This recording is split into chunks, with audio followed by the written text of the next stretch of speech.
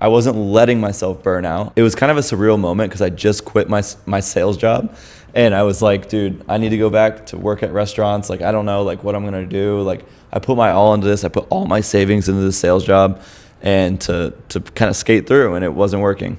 So I started to pick up painting again. I started to get really stressed out. I was starting to use painting again as some sort of like way to calm my mental health. And once the year turned to January 1st, 2024, I had my back against the wall. I had barely any money to my name. I had like a few commissions to do and get done. I haven't been paid for them yet.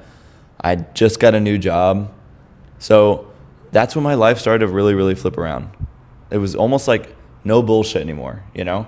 I didn't have time to test anything. I had to take action, and I had to take it fast. And that's kind of how I live my life now, because I figured out that success loves speed. Tonight, I was sitting there slumped in my chair. I woke up at 5 a.m. this morning. I realized that, oh my God, if I don't get up now, I'm gonna mess my entire schedule up. I need to get out and do something real quick that sparks my energy, that gets me flowing. What a better way to sit in my studio and just have a really meaningful talk with myself with a camera. No, I'm just kidding. But I needed to get up and get to the studio to actually record something that was on my mind. So I brought the camera and I just came. Success loves speed. But I'm always very cautious. Like, getting in the pools, I was always so like, dip my toes in. Getting on any kind of like roller coaster, any thrill rides, I was always like, oh, you guys can go first. I'll see how you guys react after. Every single thing that was a slightly dangerous task, activity, maybe anything that had to do with some sort of fear, I kind of was pretty hesitant on it, especially when I was younger. So what that taught me is that I need to be less fearful and just take action. Stop thinking too hard, stop overthinking, and take action. I just went through my Q3 goals and what I achieved and what I didn't achieve. I hit my business metric. I hit my Instagram follower count. I wanted 50,000 followers and I hit 63. I overshot last quarter, which is fine. It's crazy when you start to track these little metric goals and start to track success, because once you actually put a number to it and a date to it, there's only so much you can do in 3 months, but at least it gives you a tighter time horizon to where you can achieve those things. And usually they start to magnetically attach to each other. I promise you, it's kind of insane. The first time I tracked any sort of success metric, it was January 1st, 2024. I had a goal to hit 2,000 Instagram followers. Currently, I had 1,379 followers. After 3 months, from January 1st to March 31st, I hit 7,779 followers. That was the first month I ever looked at my follower count from a bird's eye view and said, okay, how do I gain 640 so odd people and make it to be 2K? And kind of force my way up the ladder. What am I needing to do? What accounts with 5K followers or 6K followers do I need to reverse engineer to get to where I need to be?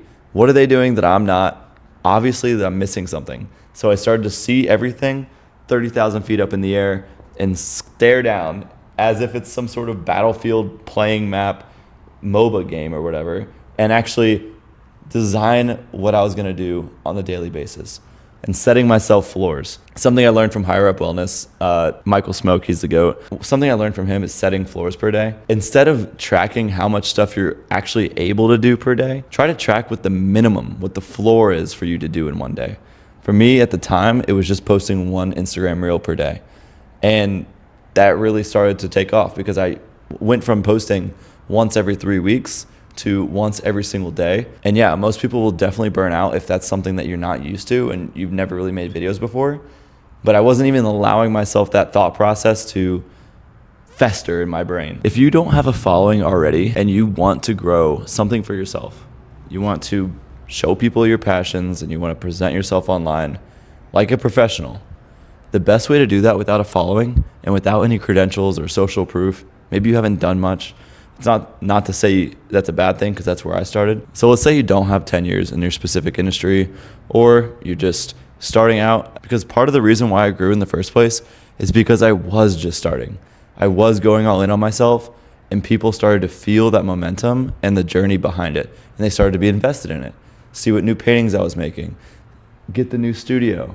It was a bunch of different aspects to my journey that correlated with people pinpointing my journey. It wasn't really me having painting knowledge or having anything else. It was me being just as stoked on myself as I was hoping other people would be on my journey. Being just as excited for myself in my journey as I expect other people to be in my own journey. That's how I started to grow. As people started to see me smiling while doing art turnarounds, me sharing an inspirational quote I learned from a podcast or something and pushing it into my content, people started to feel this radiating feeling that I was going in a certain direction.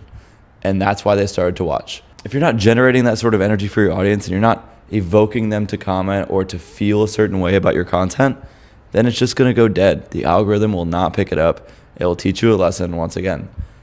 Now, for those who do have social proof or have some sort of backing in the industry that they're presenting, maybe they're trying to do info. In your captions, in your text on your screen, in your bio, you should be stating these things. There's so many students I've mentored where they don't have their most useful pedigree in their caption or their text on screen. So I'm going to use one of my students as an example real quick. He had about 180 followers when we started working together. Now he has around 700 or so. And it only took one thing to break through that 500 followers. We've only been working together for about a month.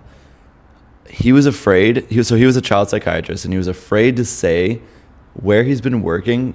It was an Ivy League college for child psychiatry. He was afraid to say in his content his pedigree, his accolades, his whatever.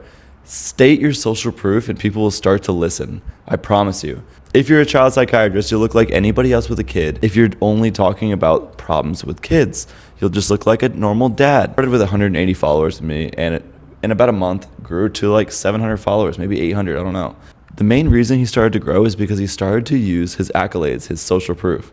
He started to state what Ivy League college he works for and what kind of schooling he's been through. He has a tenure in the industry, but he was afraid to state that in his text on the screen, in his captions. He had a little blip about it in the bio, but it really wasn't doing much for him because he's trying to build his own consulting business as well. But the second he started to add that into his content, what do you know?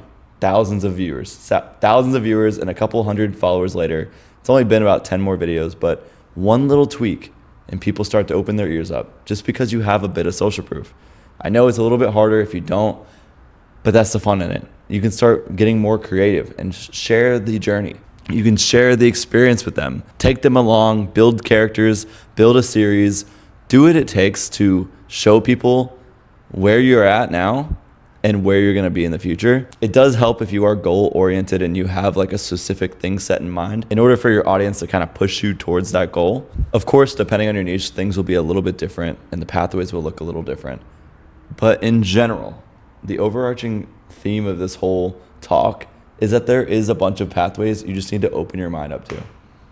The people that are doing it way better than you, maybe at the top of your industry, millions of followers, they started somewhere.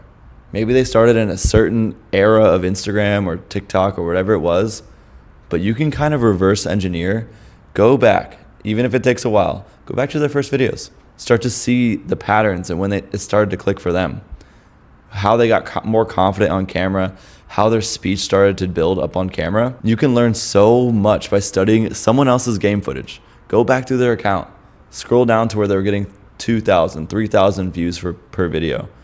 You will learn so much because if you start over analyzing the videos that they have right now, it's probably going to take you nowhere because the people are already recognizable to their audience and other people, even people that don't follow them.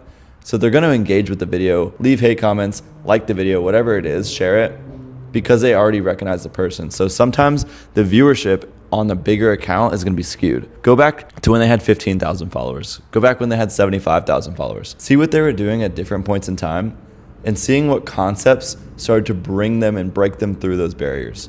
For me, I started to realize that the pathways for social media, there is a designated pathway for success, but it's a little bit less clear than like a doctor or a lawyer's pathway for their career. Theirs is like a 6-lane highway to actually to see what they need to do. Obviously there's brochures and booklets at colleges to get you to one point to the other.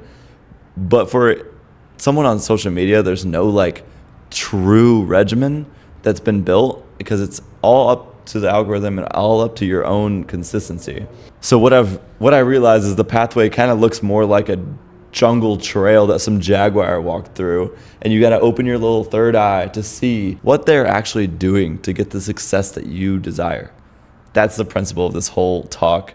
I hope we enjoyed. This is just a quick little mindset talk. I hope you got something from it, and I plan to be in the studio a little bit more doing some sort of talk at this level, but maybe with someone else next to me on the couch, or maybe with a new setup. If you'd like to work with me one-on-one, I help creators build confidence to post their passions online and find their voice through social media. Send me a DM on Instagram, and I'll be sure to personally reach back out to you. Thanks for watching.